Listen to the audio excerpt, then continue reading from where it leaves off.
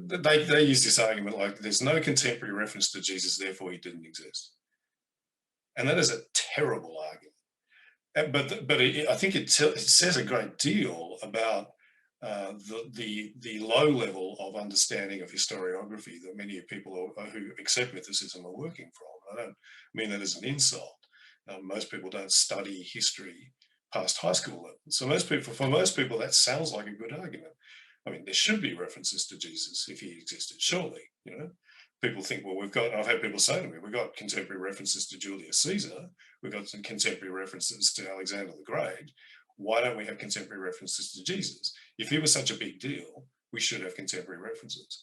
So it sounds like a plausible argument, but actually it's terrible.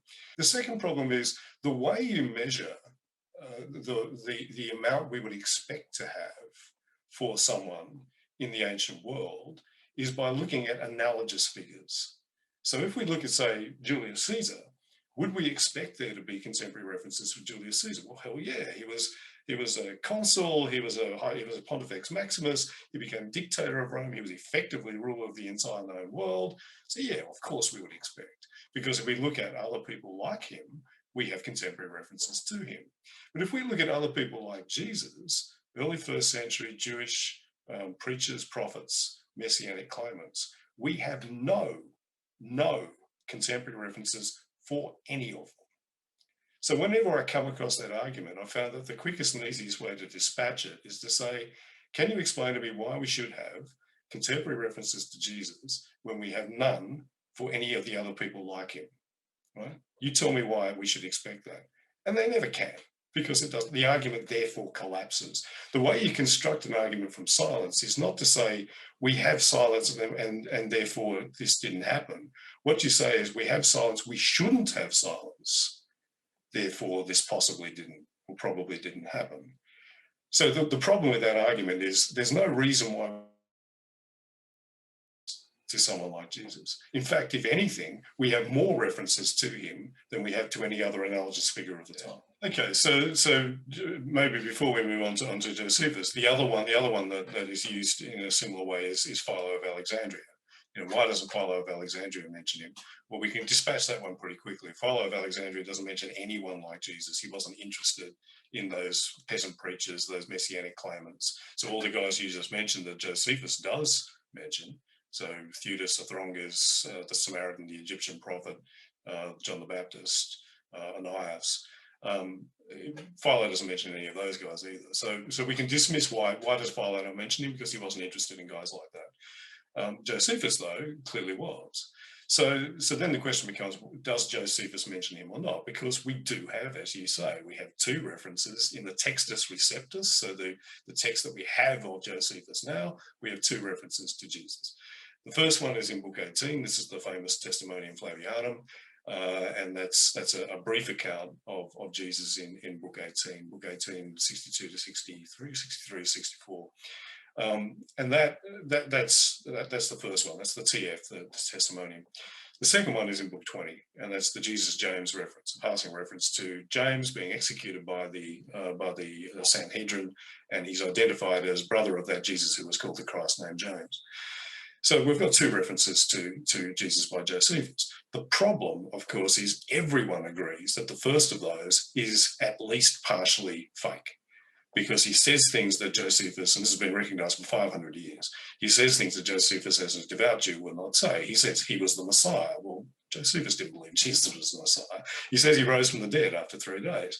Well, Josephus didn't believe that either. So obviously the text, everyone agrees that the text has been tampered with by later Christian scribes. Where it gets complicated is how much has the text been tampered with? So is it a wholesale interpolation? Is the entire thing a forgery? Or is it that there was a reference to Jesus which has been added to through over the centuries through a couple of elements? The majority position on that these days is that it is partially authentic. That's the majority position. But as I argue in my most recent article on my blog, you can make a good, solid scholarly case for the wholesale interpolation argument.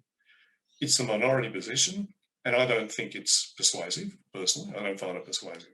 But I can see why people would. And therefore, I place almost no weight on the testimonium. I acknowledge that it exists. I then acknowledge that there's problems with how we interpret it.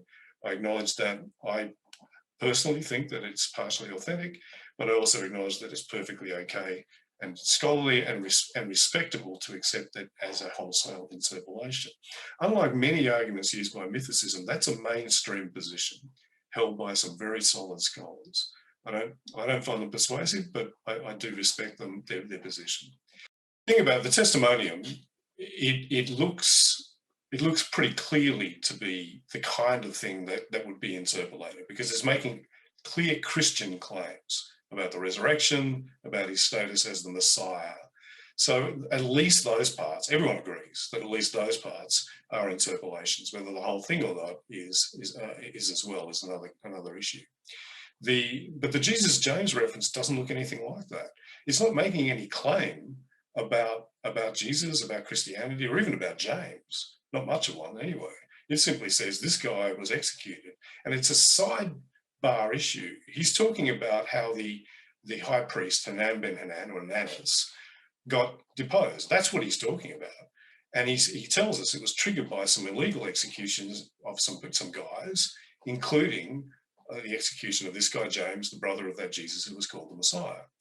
So he's not actually talking about Jesus. He's not even really talking about James. He's mentioning this stuff in passing. It's a bit weird that a Christian would come along and insert that there. Why? And also, if they were going to bother to insert something there, why not insert something that's actually going to have some punch? You know, he was the brother of that guy, Jesus, who was the Messiah and rose from the dead on the third day. Like something along those lines. We've actually got a version of Josephus's Jewish Wars, which was translated into Slavonic in the Middle Ages. And they decided that the Jewish war would be spiced up quite a bit if they included some really cool stuff about Jesus, because the Jewish war doesn't mention Jesus at all. And so they added a whole lot of stuff about Jesus and about how the high priests were evil and how we hate Jews and all total nonsense and stuff that Josephus could never have written. But that tells us what an interpolated passage looks like. This guy, James, got executed. He was Jesus' brother. Doesn't look like that. He also doesn't even say that Jesus was the Messiah. He says that he was called the Messiah. Legomenu is the word he uses. And called doesn't mean was. It just means some other people called him that. Josephus often it refers to people or identifies people by talking about what they were called and doesn't stop to explain why they were called that. This is one of the arguments the Carrier makes. Why doesn't he explain why he was called Messiah? Well, why doesn't he explain why a particular hill was called, the eminent place, or why a group of guys was called the Freeman, or why this guy earlier in that same chapter was called Carby? He doesn't explain. So this doesn't look like a piece of interpolation by a Christian. It serves no apologetic utility. It doesn't make any kind of point that would help Christians. Sometimes mythicists say to me, oh, well, it does. It proves that Jesus existed. No one was arguing that Jesus didn't exist. Opponents of Christianity in the 4th, 3rd, 4th, 5th centuries were saying that Jesus was a fraud. They were saying that he was a magician. They were saying that he was the illegitimate son of a hairdresser and a Roman soldier. They were saying that he was an idiot. They were saying that he was a peasant. None of them were saying that he didn't exist.